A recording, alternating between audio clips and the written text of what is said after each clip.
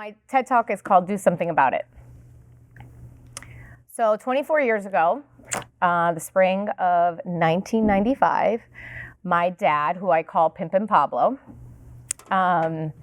begged me to go to this neighborhood meeting. I was in my bedroom. He came in and said, Ellie, I want you to come with me to this neighborhood meeting. And I'm like, Dad, I don't want to go. I mean, you're a 15-year-old girl. Why do you want to go to a neighborhood meeting, right? So he's like, I need you to come with me. And I'm like, fine, Dad, I'll go. So I go. And so the meeting was through COHORT, which was a neighborhood organization group back in the 90s. They no longer exist.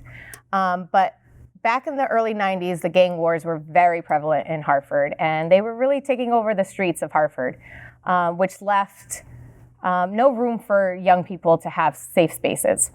And so I'm sitting in this group. It's kind of similar to this style.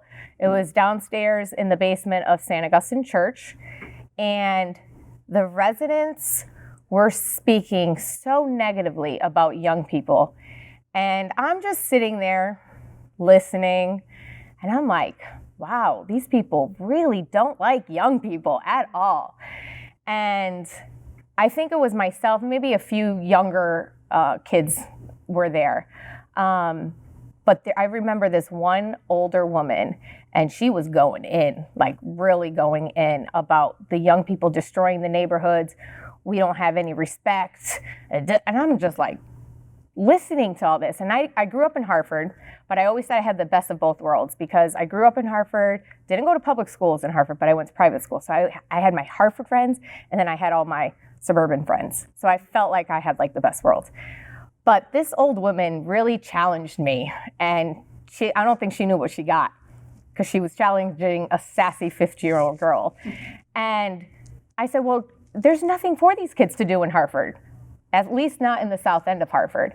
And she said, well, do something about it, like real nasty. And I was like, I will.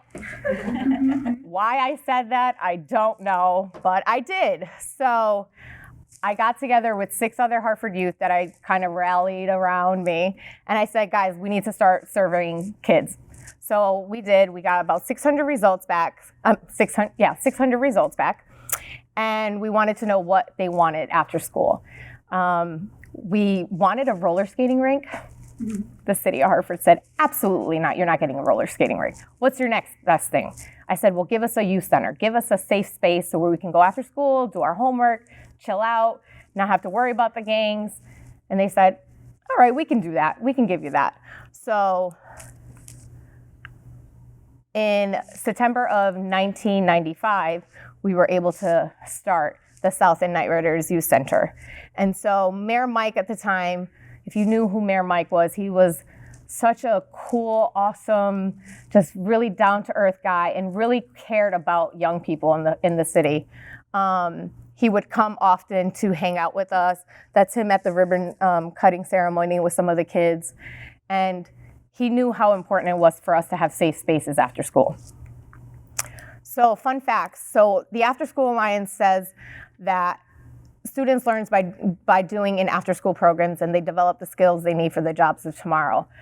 I think about the kids that I've worked with over the last 23 years, and you know, schools are meant for academics. They can't really focus on the social, emotional, the basic needs, the mental health.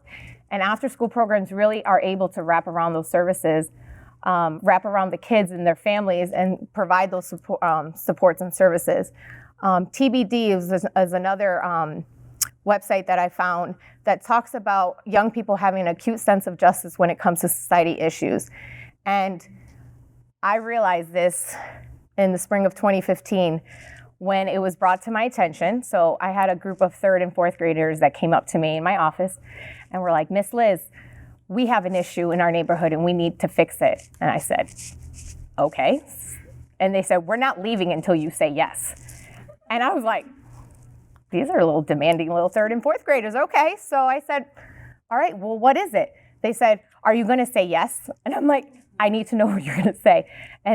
And it made me think back to me as my 15-year-old self. And I was like, yes, I don't even know what you're going to say, but yes, whatever it is. And so I realized at that moment, and I think I knew it all along, but sometimes you need a reminder. And so I realized that young people are untapped treasures and adults need to start listening instead of judging them. And so these are my little 3rd and 4th graders that wanted to build garden beds for their neighborhood because of they were so concerned that their families didn't have enough food. And they wanted to make sure that if they were on the weekend, they needed to go get some tomatoes or whatever that they can come to the garden. And so they built 12 garden beds outside of Burns School. And till this day, those beds are still there. We've actually created another garden. We have a greenhouse with 6 additional beds that the kids in the neighborhood and the residents, you don't have to be a family member that has a kid at Burns to come in and still get food. So those kids did exactly what I did 24 years ago, and they're 3rd and 4th graders. These are 8-year-olds that are making a difference. So my call to action today and the days to come, put yourself in our young people's shoes. I think that we forget that they have so much to give, and I think we stop kids. We tell them no, no, no, and how about we start saying yes to them, encouraging them to change the world around them. They need the encouragement, but I think if adults actually stood up for them and said, you know what, I'm going to stand with you and we're going to do it together, they can change the world. And then the last thing is, motivate all young people to do something about it, just like that little old lady told me. And I want to, oh God, I'm not going to write. So that's my dad.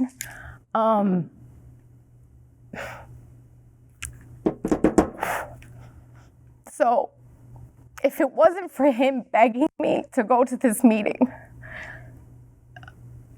there would be countless kids that would not have a safe space for them. There would be countless people, staff that have gone through the program that have gotten their grounding, just like Tennille. So I want to shout out my dad, because if it wasn't for him, Compass would not be here. So love you, Dad. And that's it. And I wasn't, why am I crying?